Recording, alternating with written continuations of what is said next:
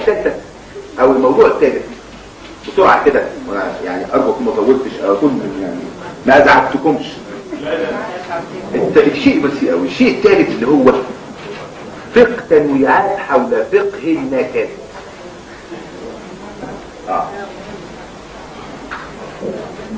اجتهادات فقهاءنا للاسف الشديد في السنوات الاخيره تدور في اطار ما اسميه انا فقه النكد. الناس دي متطوعه، اي حاجه بتسعد الناس او تبسط الناس يعكننوا عليهم ويسودوا عيشتهم فيها. اغنيه من غير ليه ضابط فرقعت يقولوا بعض كده فرقعت، الناس حبتها يقولوا ما كفر. كفر بواح ومروق صريح. ليه يا مولانا جايين الدنيا ما نعرف ليه؟ مش عارفين ليه يا سي عبد الوهاب؟ وما خلقت الجن والانس الا ليعبدون. ده موضوع بعيد خالص. يعني هو عبد الوهاب كان بيقول موعظه دينيه؟ مش ممكن الكلام. مش ممكن. ده الاغنيه كفر. الشيخ اللي شاب طلع فتوى بهذا. عبد الوهاب صوته حلو والراجل عدى 80 وبيطربنا بيمتعنا، يبقى مرتد. فتوى بتقول كده برضه. مرتد يعني ايه؟ يعني استجيبوا بقى. الاستاذه ناديه تستجيبوا في برنامج.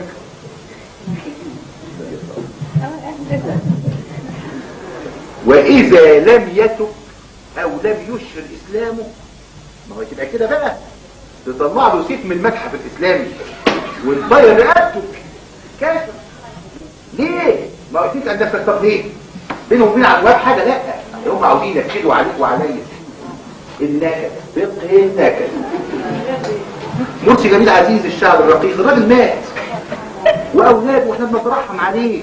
لما لا احيا مش عارف وظل الورد يحيا في الشتاء. كلام جميل وكلام حتى فيه تدين. انما ازاي يعكننوا على عيلته بدل ما الناس تترحم عليه يقولوا ابوكوا في جهنم. بيقول كفر وبيكتب فسق. ده مرسي جميل عزيز. طيب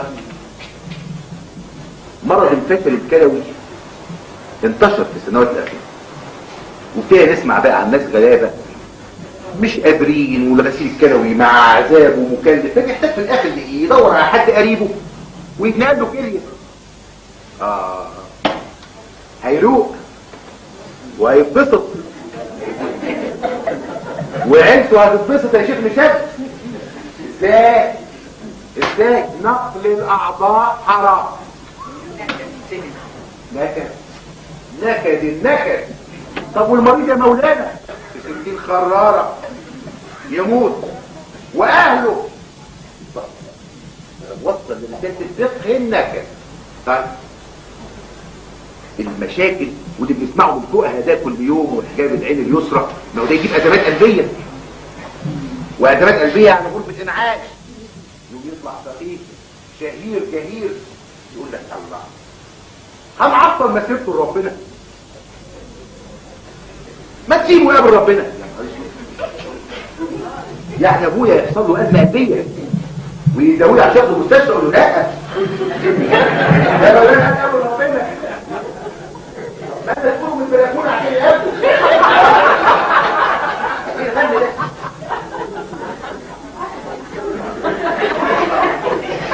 يعني اي حد جاته ازمه قلبيه قد كده ويقرا الفتوى ديت يا نهار اسود، ده احسن ابنه يتجنن ويتبع الفتوى في الازمه الجايه. لكن مرضى الايدز الغلبانين اغلبهم جالهم الايدز ده من نقل دم.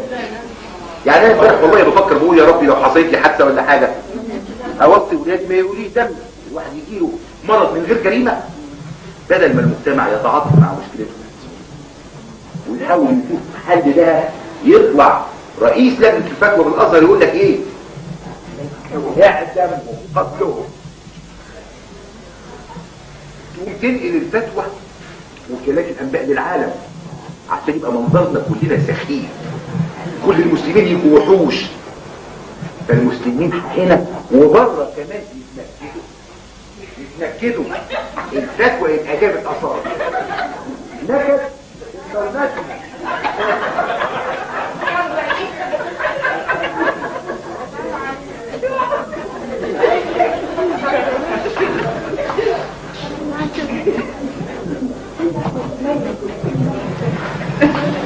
الراجل فضيلة المفتي طلع فتوى، فالفتوى بتتكلم عن شهادات الاستثمار وعن الفايدة، وراجل ما قالش حاجة كده من عنده، فهو رجح رأي موجود على رأي آخر. والمعلومات والكلام كل بس نقطة عرضية كده. أنا قايل لك كتاب المبعوث اللي كاتبه من 3 سنين ونشره من سنة ونص أو 3.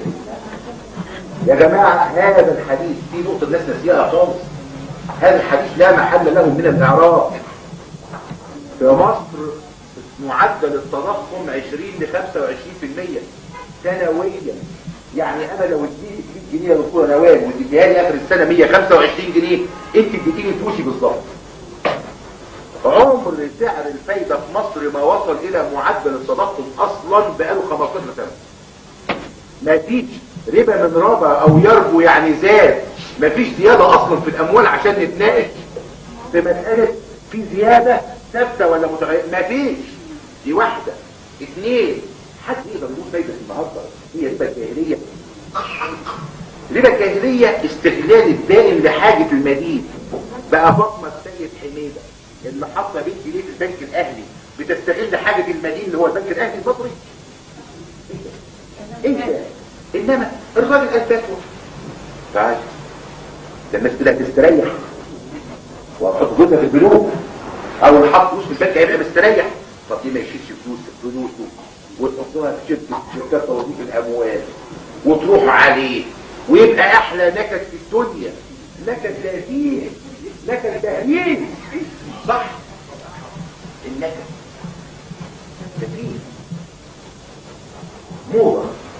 للاسف الشديد مشكلتنا احنا ان احنا بندي ودينا ده. لا لو تسألوني انا الناس ديت لا تستحق ان يلقى اليها باب. المجتمع ما تحكموش الفتاوى، المجتمع المصري تحكمه التشريعات، انما كل فيه يطلع بفتوى والمعلومات تبقى حاجه. الرموز الكبيره دي انا كنت مقترح اقتراح يوزعوا عليهم استماره.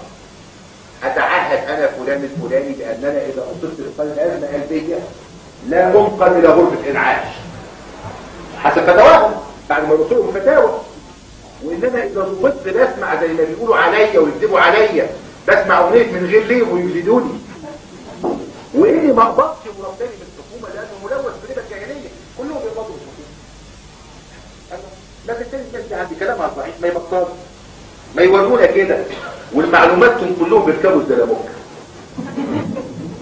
انا كنت بتكلم النهارده وقبل ما اقعد من شويه كل فقهاءنا الكبار ورطبوها وزلموكه بيضاء وبدون ذكر اسماء كلهم بيشتغلوا مستشارين في البنوك الاسلاميه. مفتي سابق يا ريت $7000 في الشهر، $7000 في الشهر. مفتي الجمهوريه السابق بياخدها من بنك البركه في جزر البهامه عشان يروح الميزانيه ازاي يا مولانا؟ يقول لهم حلال حلال كلها مصارف شرعيه حلال. ويمضي الامضه دي $7000 في الشهر زائد 5% من ارباح كل بنك اسلامي للجنه الرقابه الشرعيه. وده رقم لازم يخش في 5 اصفار. 5% للجنه الرقابه الشرعيه. طب له حق بقى يهللوا ويشتموا المفتي ويتهموه بالتدليس وكل الكلام اللي احنا بنسمعه ده، وبعدين يبقى عنده زلموكه وفي بعضهم اللي عنده زلموكه ومراته عندها زلموكه، بينما اللي بيصلوا وراه نفسهم في زلموكه حقيقيه يعملوا عليها طبق شوربه. صحيح. وتبص تلاقيه قاعد الزلموكه بره على باب الجامع ويقول لك يا دنيا فري غيري.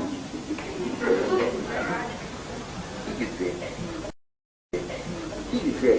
المجتمع يجب الا يلقي بالا او اذنا لهؤلاء. وزي ما بقول لكم لو ودننا معاهم مش هنخلص، لو ودننا معاهم المجتمع هيتمزق. لان دعوه الدوله الدينيه دعوه متخلفه عن زمانها بمئات السنين. وهم نجحوا لغايه النهارده في غياب المفكرين انهم يباطوا بعض الافكار. الاسلام دين ودوله. تصور ان في ناس كتير قوي بيتخيلوا ان ديت جزء من الدين الاسلامي. دي الاسلام دين. الاسلام دين ودوله، دي كلمه قالها حسن البنا، وعليه هو وعلى انصاره ان هم يثبتوها. الاسلام دين عظيم.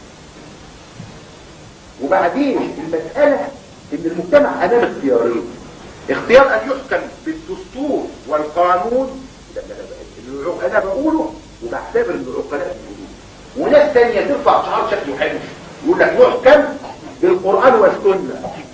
قالوا القران وقالوا السنه، ده في الفايده انتم مكفرين بعضهم واحنا نطلع بعض. مش ده قران وسنه وده قران وسنه؟ السادات لما راح اسرائيل مش طلع بيان بالقران والسنه ان هو في اعلى عليين اعاد الارض ومد يده بالسلام والى اخره، وطلع ناس ثانيه قال لك ده كفر وباع الارض والعرض، وده قران وسنه وده قران وسنه. نحتكم للقران. ده المسلمين لم يختلفوا الا عندما احتكموا للقران بعد الامام علي. علي ما كانش مسلم، اللي قتله مسلم وكان محتج على علم القران والسنه. الله لا، القرآن لا ينطق بلسان، كلام الإمام علي. حمال أوفو، كلام الإمام علي. القوانين بقى محددة ما بتحتملش، وإذا احتملت هنغير فيها. وإذا كان لكم رأي إن ده ضد القرآن وضد السنة، انتوا غيروا في القوانين في مجلس الشعب الأول زي ما انتوا عايزين نحاول. إنما أنا اللي يحكمني النهارده مش الفتوى، يحكمني القانون والدستور. انا الحقيقه ارجو ان اكون قد اطلت، وانا بستمتع الحقيقه بالجلوس معكم. وعلى فكره حكايه الكلام اللي قلته على حد الزنا بينشر في الاحرار الاسبوع اللي فات ده 8 حلقات، فيعني لو تابعتوها هتلاقوا الكلام بتفصيل اكثر. ما اريد ان اوكلكم ان ثقوا ان دعاة الدوله المدنيه هم دعاة، وانا اقسم له وانا واحد ان انا لم اشعر للحظه ان انا على باطل او عندي في حديث شبه الباطل. ولازم بقول يا ريت الدكتور يا ريت اي شخص من الطرف الاخر بيرى حقا له يجوز يحاول ليس ارجو ان يظل القانون هو الفيصل والحكم في مصر، ويظل الدستور الذي يضعه البشر هو الاساس الذي يحكم هذا البلد الامن، وان يظل هذا البلد امنا. ولن يكون امنا الا بالحضاره وبالمدنيه وبالبعد عن فقهاء النكد وغير النكد. وشكرا.